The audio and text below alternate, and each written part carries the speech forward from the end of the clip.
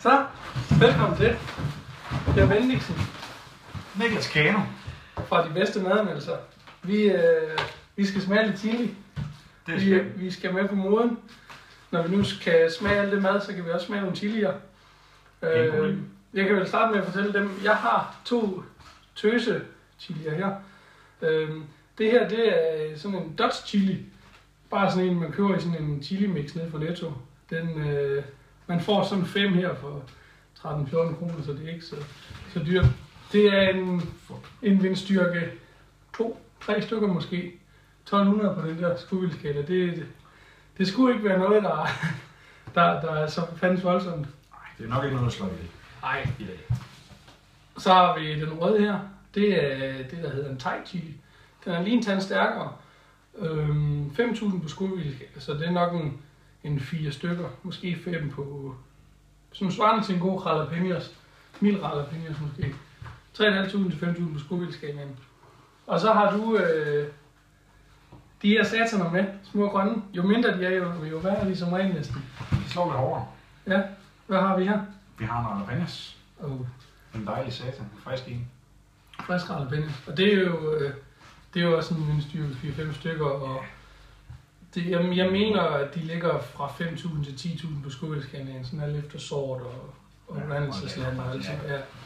Og så har vi de her sataner her. Det skal du næsten selv... Det er en dejlig habanero. Det er habanero, ja. Det er, man kan næsten se den på. Ja, det ligner faktisk en dværgpeberfrugt. Det ligner en dværgpeberfrugt, men tro mig, den smager ikke så sødt som en dejlig rød peberfrugt. Måske et halvt sekund. Og det er jo, jeg synes at huske, at de her røde her, det er de mexikanske. Ja. Og det er ikke de stærkeste, man kan få. De stærkeste, hvis de skinsmæt, det er hvis de næststærkeste. Så det er i hvert fald... Det er et sted fra 100.000 til 300.000 på skudvildskala, så nu vil vi se, om vi overlever de andre, om vi kan... Vi se, hvor langt vi når, lad os sige sådan. Og du har en lille fordel i dine spanske gener, så du burde jo være bedre. Jeg håber det. Du burde have bedre smagsløg. Jeg håber det. Men lad os kaste Vil du også skære for? Ja, det vil jeg. Skal vi ikke bare dele en? Jo, det er også. Og det skal være en stor kniv, kan man jo se fra Chili Claus' videoer. Man kan ikke bruge en lille... Nej, det skal helst være for stor. Så jeg har taget min største IKEA-kniv her. Tag lige stil og bund af. Og der er jo sådan lidt forskellige meninger om, hvor det stærkeste i chilien er. Nogle siger, det er skallen, og nogle siger, det er kernerne. Men hvad jeg ligesom kunne google mig til, så er det simpelthen stilken indeni. Så lige der, hvor stilken går ned i frugten, det skulle være det værste. Så lad os bare starte med at køre den over her på midten, i bunden af den, som ikke skulle være så fandens voldsomt. Der er lige lidt kerner med. Det er dejligt. Det skal smage godt. Skål. Den dufter lidt, den dufter faktisk som grøn peber. Meget frisk. Fuldstændig som grøn peber, ikke? Jo, det gør det. Lad os se, om den smager sammen. Skål. Skål.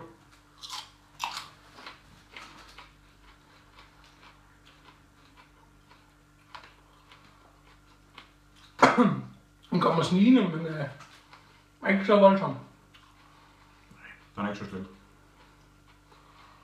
Det er faktisk lidt. Der var lidt kedeligt. Det var den faktisk. Det er nok fint i en gryderet eller en gang kødsovs, men ikke noget. Det er ikke, hvad jeg skriver. Selvom vi tager den lille del af den. Så lad os... vi kan vist roligt gå videre til Thai, men det var da slet ikke så voldsomt, som jeg regnede med det der. Det slår vist ikke nogen hjælp. Og det gør det vist ikke. Der er stillet mere her. Jeg har selvfølgelig skyldt dem inde.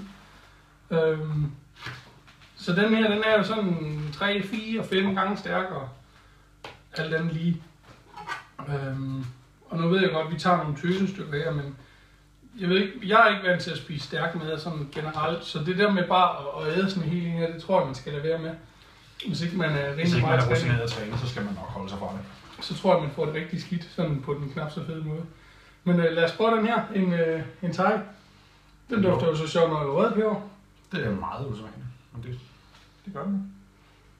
Ja, skål. Ja.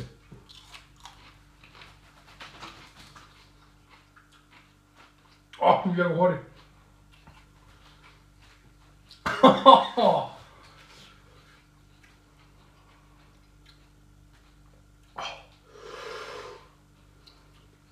Den er faktisk ikke ret godt, sådan selve frugten. Man giver en god brænder, synes jeg. Når man først synker det, så kan man mærke det. Jeg ved godt, vand ikke skal være mildt, men det køler alligevel lidt. Det hjælper bare en lille smule på det. Og lidt værre. Ja, lidt værre. Det er det. Ej, jeg fik mange kerner. Gode kerner. Er der lige ved dig nu, eller hvordan? Jeg fik et stærkt stykke. Et stærkt stykke, ja. Men så lad os da hoppe videre, eller hvad? Eller skal du lige lov at sunde dig, ikke? Min, den var grum. Den var grum. Og nu må jeg... Ej. Ja. Og værste er, at det forsvinder i sekundet, du hælder vand ind, men... Og så kommer det hurtigt igen. Ej, den er grum. Der er jo grum. Men nu er vi halvvejs. Det bliver værre. Ej, den er lige på tungen, den der. Det kan jeg garantere, hvor det gør. Ej, det skal jeg nu med. Kan jeg mælke til? Du må gerne skære frem med den jalapeno der. Det vil jeg da gøre. Ej. Og en dejlig fin.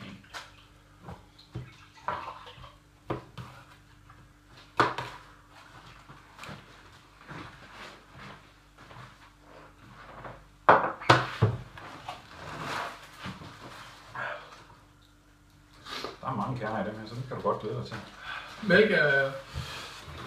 Fantastisk. Det virker bedst. Fantastisk. Men jeg ved ikke. Man burde...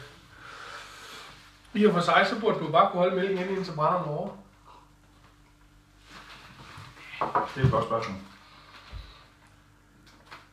Sådan i 10 minutter, bare stå med mælk i. Så er med mælk i munden. Nej.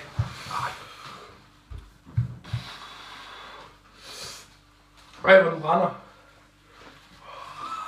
Det var en tøs. Det kan godt være, de spanske rød hjælper mig lidt. Nu siger jeg bare til, når du er klar til at skåle igen. Og jeg synes, du skal starte, vi har nok af dem. Skal jeg starte på det her? Ja, jeg skal, ja. Og jeg synes, den bliver ved den der.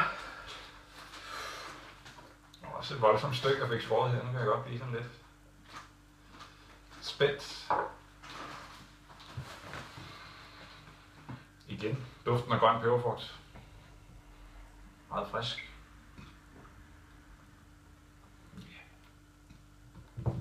Skål. Så er det skål.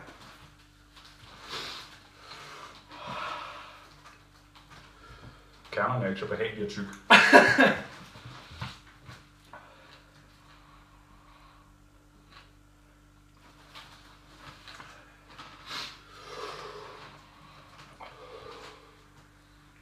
De er meget ubehagelige at tykke. Ikke fordi det smager voldsomt, det er bare konsistensen af dem. Tak. Ja. Jeg synes, den der blev ved. Jeg synes godt, at det var... Og så faktisk ikke, det gjorde det meget bedre, for jeg synes, den er længere over.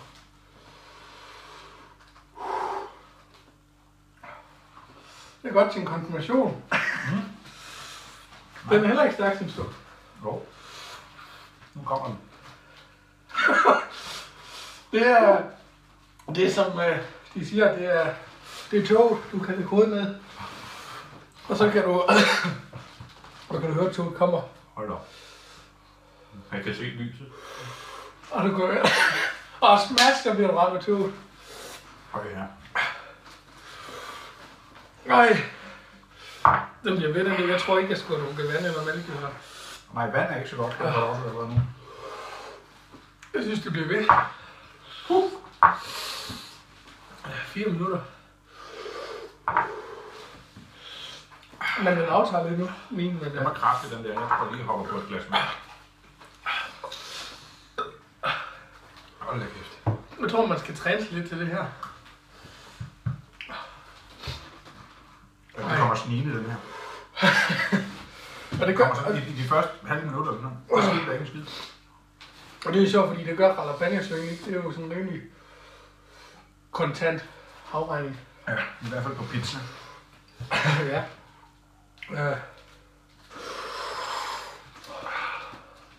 Det her, det er voldsomt. Ja, det er voldsomt.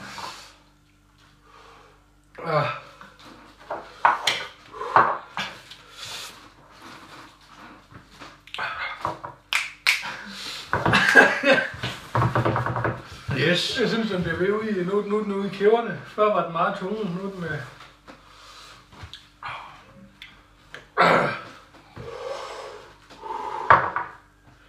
Satan. Mere mælk. Ja, jeg må også igennem den der. Og jeg tror sgu, jeg behersker mig. Ja. I hvert fald lige med kernerne. Det er utroligt godt. Det synes jeg, man får tøjet. Fordi du peber jo ikke med den røde, så jeg tænker, hvis du piver med den her, så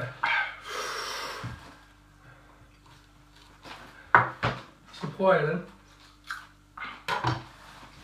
Den smager op peberfrugt. Ja, det smager nemlig af peberfrugt. Så kommer man lige ud. Jeg vil sige stor respekt til dem, der bare kværner.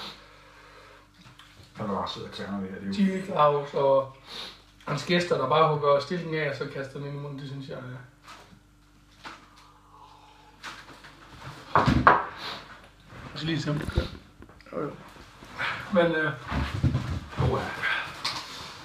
jeg kan godt mærke, at den kommer snigende, selvom vi fik et lille stykke. Fest og farve, skal jeg lukke. Ja, du har ret i kernerne, de sidder jo med tænder og alt muligt. De sidder oppe i tænderne og brænder. Det er sådan en paratose, føler det sidder bare og brænder tanden ud. Men vi skal jo til det. Og lige sidde og nyde det her lidt, ikke? Jeg ved ikke, hvor meget der er nyd. Ej, den kommer langsomt. Og den bliver værre. Og så kommer den hurtigt lige pludselig. Jeg tænker, man skal have det overstået. Men vi har en lille fin fyr her. Så har vi lidt større Bukke Bruse. Og så har vi den største. Og jeg ved ikke, hvilken en der er stærkest.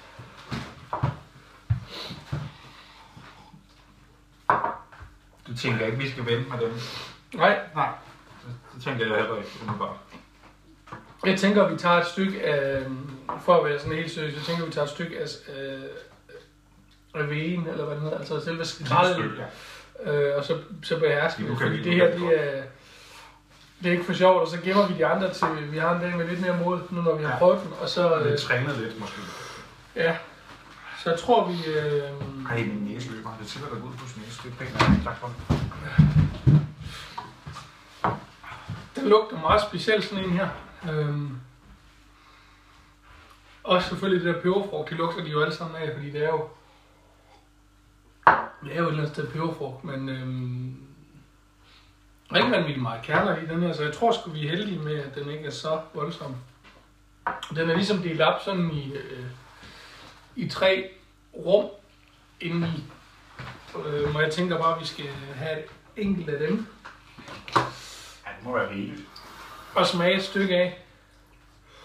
Ja. Og så ser vi, hvis der overhovedet ikke er noget smag i det, så kan vi selvfølgelig prøve videre med det. Så tror jeg bare, at vi skal have sådan et stykke peberfrugt egentlig. Et stykke peberfrugt? Og så egentlig bare. Hvad er det? Det kan være, du har lov at starte her. Ja.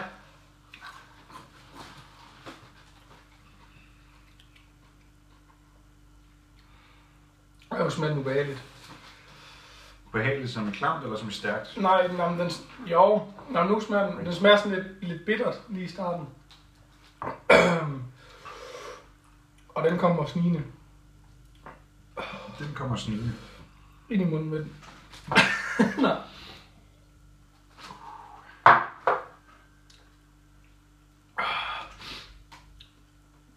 Den sidder meget i halsen, den her. Og ikke så meget i tungen. Nej. Det er ikke noget, der smager godt lige frem, vil jeg sige. Den er simpelthen nødt til at være fast på.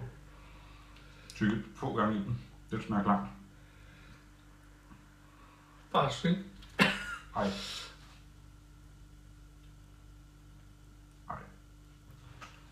Nej. Tak, men nej tak.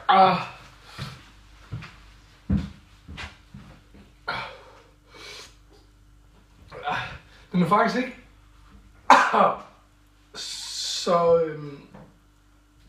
så slem som de andre, i og med, at den brænder ned i halsen. Den er ikke så meget på tungen. Men den er stadigvæk ved at tage til i styrke. Næsten lige nødt til at smage igen. Men den smager ikke vanvittigt godt. Den smager meget dårligt. Og noget, jeg kan få den stærke af den. Den stærke smag af den. Men den smager virkelig dårligt. Jeg kan mærke, at jeg fik et par kerner med. Den lille satan, den bliver brugt til at holde elefanterne væk fra markerne. Ja. Det tror jeg, den er god til. Det tror jeg også. Jeg tror, det er det, man skal holde den til. Jeg tror ikke, du skal bruge den til mad og sende den sådan nogle dumme eksperimenter her. Hold kæft, det er dumt. Og så tror jeg, vi siger, at det var det. Det tror jeg også. Tak for den gang. Husk de bedste madanmeldelser.dk